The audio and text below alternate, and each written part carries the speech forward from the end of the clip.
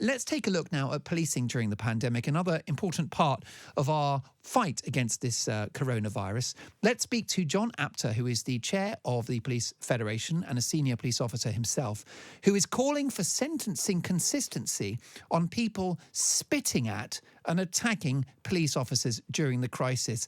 Mr. Apter, welcome to Talk Radio. Thank you, Mark. Thank you. I would have thought that if somebody were to spit, I mean, obviously at another fellow citizen, but particularly at a police officer, they would suffer a very severe sentence in the courts. Well, you'd think so, wouldn't you? But sadly, that's not been our experience so far. And I have to say, Mark, spitting at police officers, unfortunately, is nothing new for us. This is the vile behaviour of some individuals that we come across, and we deal with them accordingly through the court system.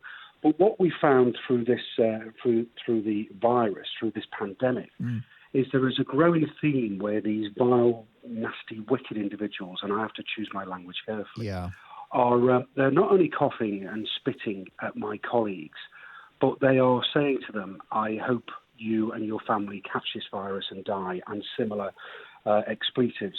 So we will then arrest them, and we have a number of powers available to us and take them, before the courts. And where my biggest frustration is, and I have to say, during this crisis, the Crown Prosecution Service and the government have really been saying the right things about that there must be a severe consequence for these individuals who carry out these acts.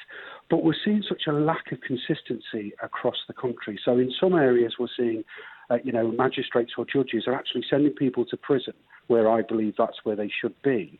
But in other places, they are walking away with nothing more than a slap on the wrist, and they are metaphorically, these individuals, putting two fingers up to the justice system and indeed to the victims.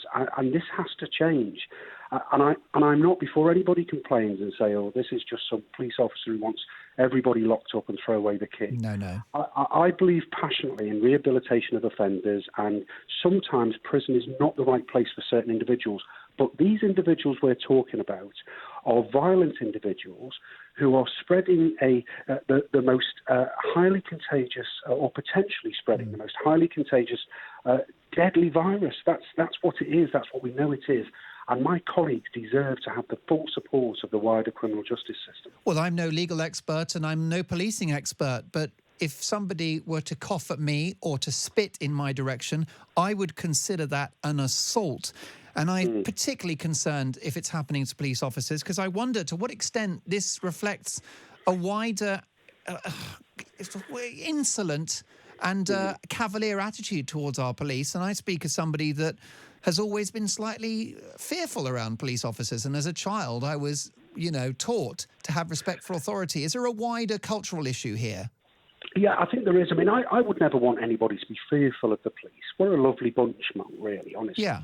But I think society is a far more... But I've been a police officer for 27 years, and I've felt that society's become a much more violent and less tolerant place. And what we have now, and this is before this pandemic, is that individuals are far more likely to lash out at whether it's a police officer or any emergency workers.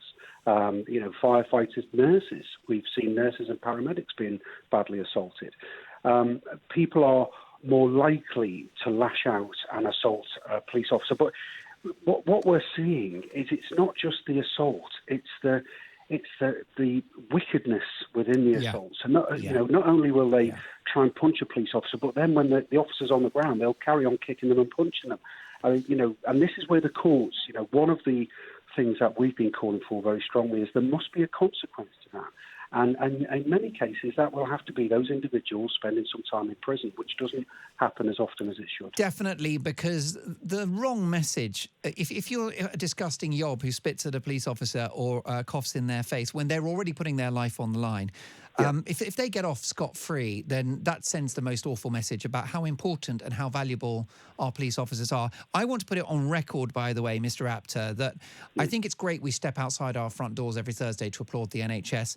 I think there are other groups who actually are in the shade and don't get enough credit. I would say police officers, certainly, prison officers, social workers. There are so many other people in our community who are making their contribution. Do you think the cops are a little underappreciated at this time? Yeah, and look, I completely get that in this current crisis. You know, I've got family members who are in the NHS, and I'm in awe of what they're doing at the moment.